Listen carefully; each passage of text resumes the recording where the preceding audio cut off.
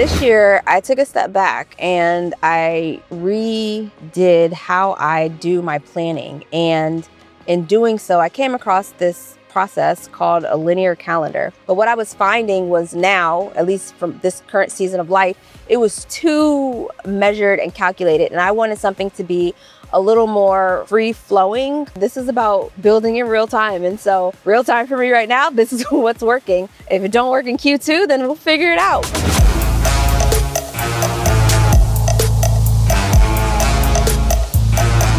All right, so we are taking this episode of She Built Success on the road.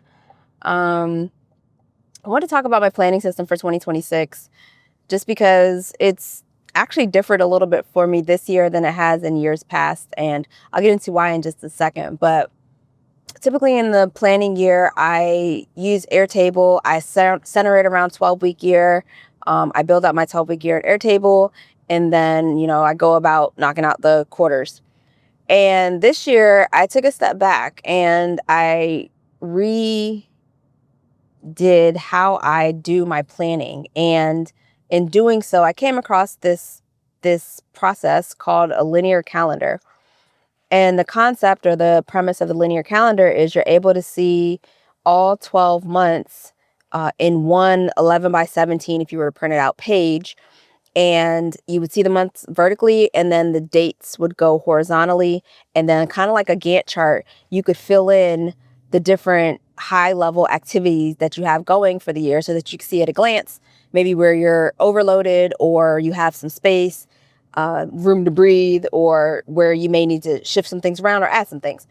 And so I took on this approach, and one of the things I wanted to do was, me being me, I wanted to see how I can automate it. And so I did. I went into Sheets and I created a whole planning suite that I can put in my start and end dates of different activities, I call it, and it'll populate the calendar for me. And it updates as I update my things. But then also I next leveled it and went to where I could put like when I'm available, or it'll show me like the days that I have available, so that if I wanted to take like a quick trip or something, I could, or if I wanted to, whatever I want to do, it show me my days of availability.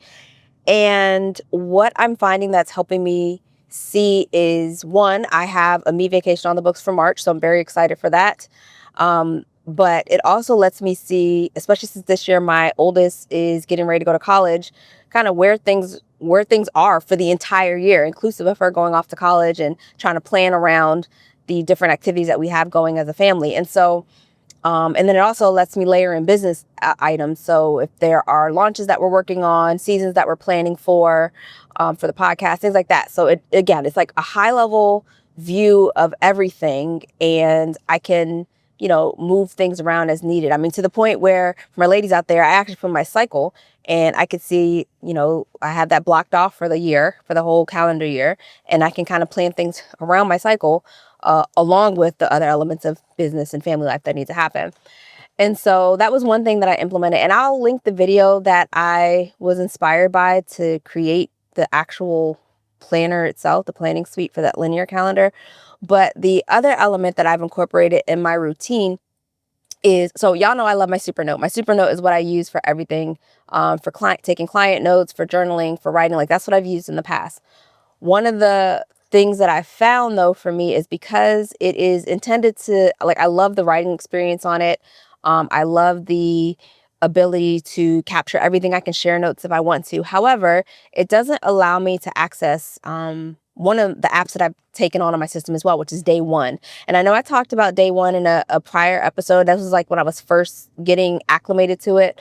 I've since taken it on where I use it as part of my journaling process. Not like in totality per se, like it's not everything goes into Day One, but it is a way for me to track and I have tags. I'll talk about my Day One system later, but I'm using Day One as part of my journaling process.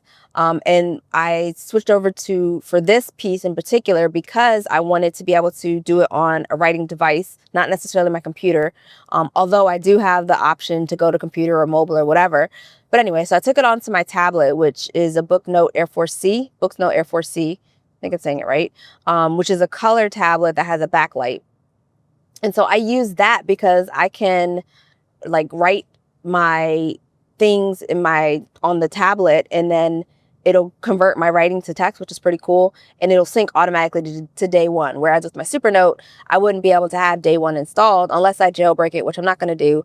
Or sideload is what they call it in SuperNote space. I'm not going to do that. So I opted to go with my Boox Note Air4 C to use that to be my like journaling. And so in the mornings now, where I used to use my SuperNote for journaling, I now use my Boox, and I use my Note 4 C. I don't know if they call it Note Air4 C. I would say the only downfall to that for me is the writing utensil. Like, it wears so quick, whereas with the SuperNote, it's ceramic. Maybe I'll do a comparison episode on that later. But for me, I use it now for journaling, whereas my SuperNote is still in rotation. I still use it, but I mostly use it for now I mostly use it for like client notes or Bible study. If I'm studying various elements in the Bible, I'll use it for like writing out that. And that's kind of my ecosystem now differentiation between the two. Now, of course, me, tech, and all the gear that I like, I also added this recording device called Pocket. And I use that with just about everything. It's a recording device, but I like it because there's AI built in. They have a web app, and it's on your phone, where in a phone interface where it'll summarize your conversation based on the speaker. It'll give you a mind map with it. If you have action items, it'll put those action items. You can sync it to your calendar. I right now do not sync it to my calendar. That's just a personal preference, but that option is there. But I like it because so what I do is I take all those files, and I offload them, save them basically, even though I had the cloud storage within Pocket, but I offload them as like a backup copy, and I save them, and then I'll go back and reference the mind map sometimes to build out episodes or to continue thoughts. I'll do quick jots of ideas. Like, all of that is my ecosystem of planning for 2026. And I like it because it allows me to, I still have my brain dump, but it allows me to almost fluidly move between my devices, which is, like I said, something to me that was a limitation of the SuperNote. I love my SuperNote. It's not going anywhere. I'm still team SuperNote, but I think for me right now, in the use case of how I'm using it, it's changed just a little bit. I played with whether or not I wanted to bring back my paper journals, and that's only because I like the washi tape and the highlighting and the writing a little bit. It just gives me, I like what is it? It's like relaxing for me. It's not so much I want to keep a to-do list or I want to keep a journal. It's just like an outlet of creativity. I don't know how to explain it, but I haven't yet brought back the paper journal completely. I am still between my Note Air4 C and my SuperNote and my Pocket as far as like my note keeping and like keeping track of things. I did add, so I no longer do my 12-week year in Airtable. I'm trying this out right now. So I'm like real time trying this out for top of 2026. But I am working on like streamlining how I do this. But my Pocket, my SuperNote, and my Boox, all three work together, and the tie between all three is my day one. And so even with my SuperNote, because I could generate like a QR code and scan in my notes if I wanted to, or download them as PDFs and upload them into day one, like I unless it's something that I quickly brainstorm, I try to keep things separate. But day one is what ties it all together. And so like if I have a aha, for instance, in my Bible study or whatever, then I could drop that into SuperNote and I tag it. I mean, not SuperNote, sorry, into day one, and I'll tag it. But I'll talk about how I leverage day one another time. My point being, this year I am changing up how I plan and how I'm doing these systems, because I felt like I got to a point with 12-week year for myself. And again, I have been using 12-week year since I want to say 16 or 18 was when I first read the book. So it's been a lot of years that I've used this method. But what I was finding was now, at least from this current season of life, it was too measured and calculated. I know, coming from a person that likes data, I get it. But it was too measured and calculated. And I wanted something to be a little more free-flowing, free-flowing, not airy-fairy, because that's not my jam, but there was still some structure, but not so rigid. And so having this system right now makes it a little less rigid, and the tags that I use a little less rigid. So that's my ecosystem and what I'm using to actually film, or sorry, not film, but record my thoughts and record my day-to-days, client notes and things like that. I do still use Airtable right now for a to-do, but I'm thinking about playing with Notion and making that a template. But that is a to-do that is synced. So like if I have, for instance, my brain dump on my phone, I still hold that. So if I have something that I'm in the middle of something, I think of something real quick, I'll jot it down on my phone. It'll go over to my Airtable as a to-do. And then on my Sunday reset, I'll rack and stack. Meaning I will classify things as like a family or personal or client work or whatever that I need to. But it initially comes over as a brain dump, and then I'll assign a date.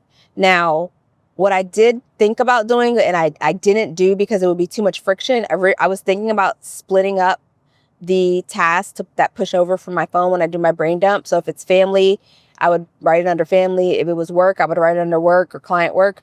I didn't go with that. And that was because I didn't want the friction of having to figure out, well, where does it go?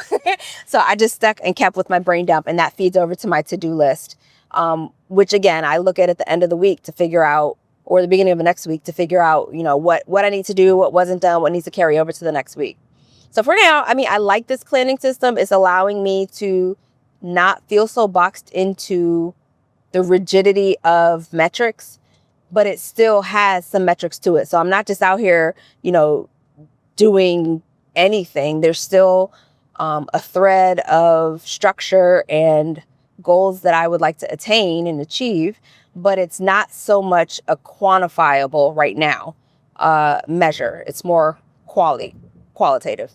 So that's my system as of now. I am looking forward to kind of expanding on what this is going to look like as the year unveils, because I'm sure there will be some elements in it that I will update and revise. And as I do, I'll bring y'all along with me. Like I said, this is about building in real time. And so real time for me right now, this is what's working. If it don't work in Q2, then we'll figure it out. But I'm enjoying just this whole process of relaxing a little bit more and not being so hard on the numbers, not foregoing the numbers, but just not being so hard on the metrics that came with 12-week year for me.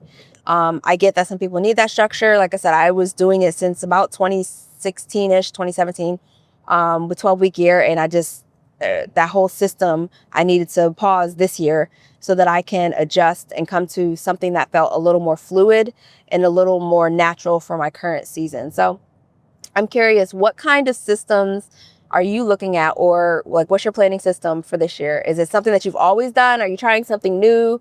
Do you like digital or do you like physical? Like I said, right now I'm mostly digital, but I'm thinking about bringing back the physical element of planning, but it might just be more for a creative outlet, not actually like writing down hard plans like that, but more so just to kind of visualize some things. I don't know. We'll figure it out. I'll figure it out. But yeah, I'm curious. Are you more a digital planner, or are you more a physical planner? Leave that in the comments below. And until then, Bubble Besties, I will catch you on the next episode of She Built Success. Bye.